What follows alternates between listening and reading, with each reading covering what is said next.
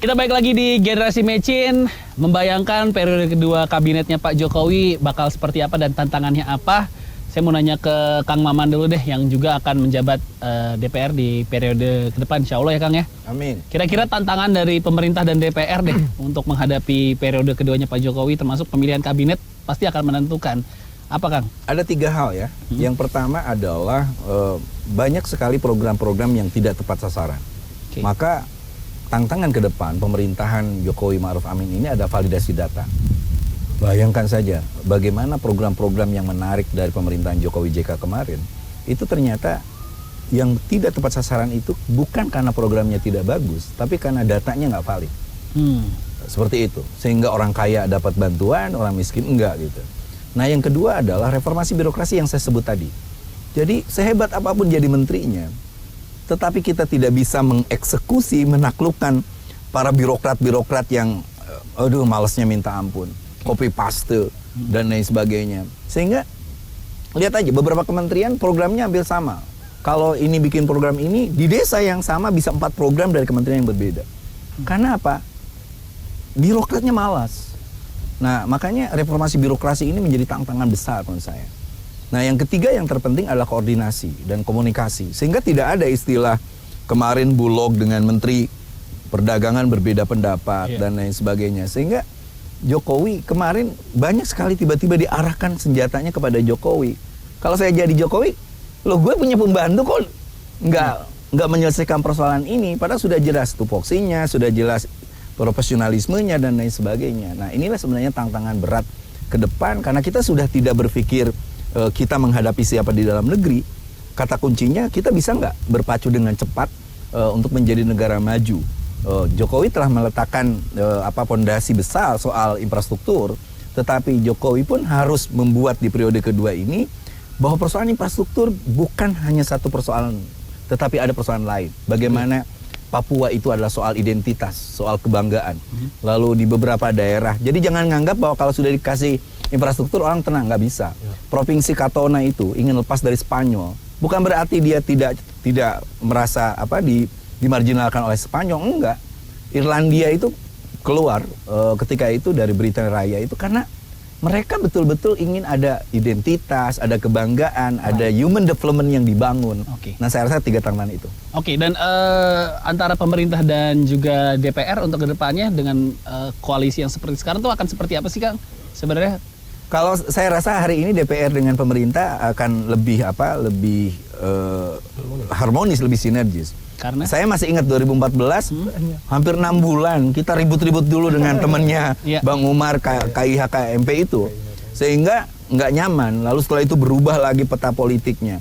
Hari ini semua sudah ke depan karena saya yakin semua partai berpikir 2024. Maka siapapun yang bisa bekerja keras menyusun strategi kerjasama sinergi dengan pemerintahan itu yang akan meraih kemenangan di 2024. Jadi tidak akan hari ini ada partai yang neko-neko karena siapapun yang salah langkah selesai di 2024. Oke, Mas Umar, mau ditanggapin?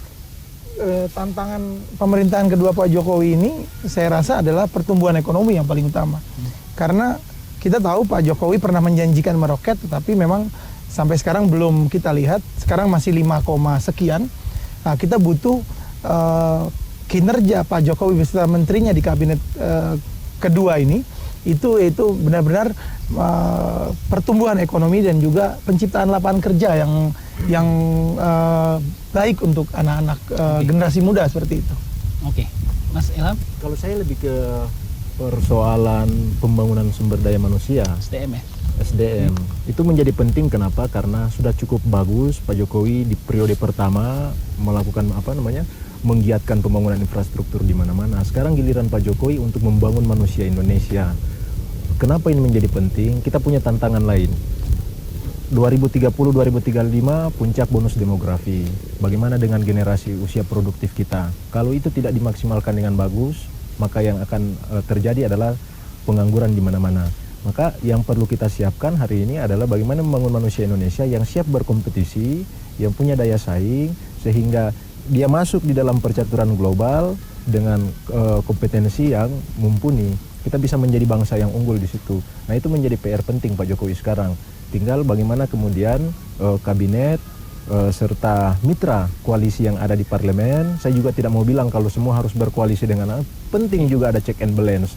Oposisi penting, tidak buruk-buruk amat menjadi oposisi di DPR itu. Kenapa? Karena jangan juga kemudian Pak Jokowi tidak punya pengontrol yang dan penyeimbang di parlemen. Itu penting. Harapan kami dari generasi muda, ya manusia Indonesia bisa terbangun dengan bagus. Pembangunan infrastruktur tetap berkelanjutan, tetapi yang paling penting juga jangan kemudian demokrasi ini setback lagi ke belakang. Kita tidak mau kemudian negara menjadi sangat super body, terus orba dan otoritarianisme kembali. Atas nama pembangunan, terus kemudian suara-suara kritis itu mau dibungkam, kami juga tidak menginginkan hal itu terjadi. Ya, kita mau maju ke depan sebagai bangsa yang maju, modern, dan demokratis tentu. Oke, yang perlu disepakati juga yang tidak diinginkan di periode berikutnya adalah nama-nama menteri yang masih aktif tersangkut kasus korupsi. Sebenarnya kan itu juga tuh, dari periode yang sebelumnya yang sekarang bahkan belum selesai, 2 nama menteri sudah menjadi tersangka. Saya pikir itu memang menjadi kerikil yang mengganjal kaki Pak Jokowi, karena beliau, kita tahu track record beliau itu sebagai pemimpin yang datang dari bukan bagian dari oligarki besar ini, dan itu menjadi ganjalan Pak Jokowi karena berkali-kali juga dia merepresentasikan sebagai pemimpin yang punya komitmen kuat terhadap pemberantasan korupsi. Maka ke depan yang kita inginkan dari Pak Jokowi adalah keberanian dia untuk menentukan nama-nama yang benar-benar secara portofolio track recordnya itu bersih dari itu dan tidak punya rekam jejak, tidak punya semacam ada tekanan atau untuk melakukan praktek-praktek korupsi seperti itu. Oke, saya mau menyebut posisi menteri yang sangat sebenarnya agak aneh ketika tersangkut kasus korupsi gitu. Ada nama Menteri Agama. Ironis, Menteri Agama tersangkut kasus korupsi. Mungkin Kang Maman mau maju sebagai Menteri Agama? Ya, kalau saya sebagai seorang politisi tentu cita-cita politisi kalau dia nggak DPR pasti menteri.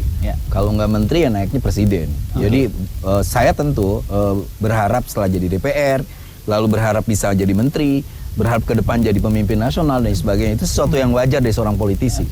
Nah, tetapi yang menjadi persoalan, bukan menjadi harapan bagi saya dari awal ketika saya diajak terjun di politik oleh Gus Dur, saya masih ingat saya diajak oleh Gus Dur ke KPK ketika itu, dan Gus Dur katakan bahwa yang menghancurkan Indonesia ini bukan perbedaan, yang menghancurkan Indonesia ini bukan bencana alam di mana-mana, yang menghancurkan Indonesia itu cuma 2, kebejaan moral kaum elit karena korupsi, dan keputusasaan kaum elit yang tidak mau bereaksi ketika elitnya macam-macam. Makanya saya gembira aja kemarin mahasiswa bereaksi, teman-teman SMK bereaksi. Nah, jadi ketika misalnya saya diberi jabatan besok di DPR, saya bagaimana kerja aja. Kalau di menteri, poin itu yang terpenting, reformasi birokrasi. Siapapun menterinya, kalau dia melakukan reformasi birokrasi, kita punya contoh terbaik Sri Mulyani. Melakukan reformasi birokrasi ketika zamannya SBY dan itu terbaik. Tapi tetap aja tiba-tiba terlempar juga karena birokrasi di dalam yang korup, yang malas, yang copy paste dan sebagainya itu menjadi penghambat. Makanya siapapun menterinya harusnya di-beat juga oleh Pak Jokowi nanti. Kamu diangkat jadi menteri tapi kamu harus bereskan kementerianmu. Termasuk tidak boleh ada korupsi. Oke, habis ini kita mau coba nilai satu persatu pos menteri, mana yang perlu dievaluasi, mana yang sudah dapat raport hijau dan merah. Habis ini ya, jangan kemana-mana, tetap di Generasi Mecin.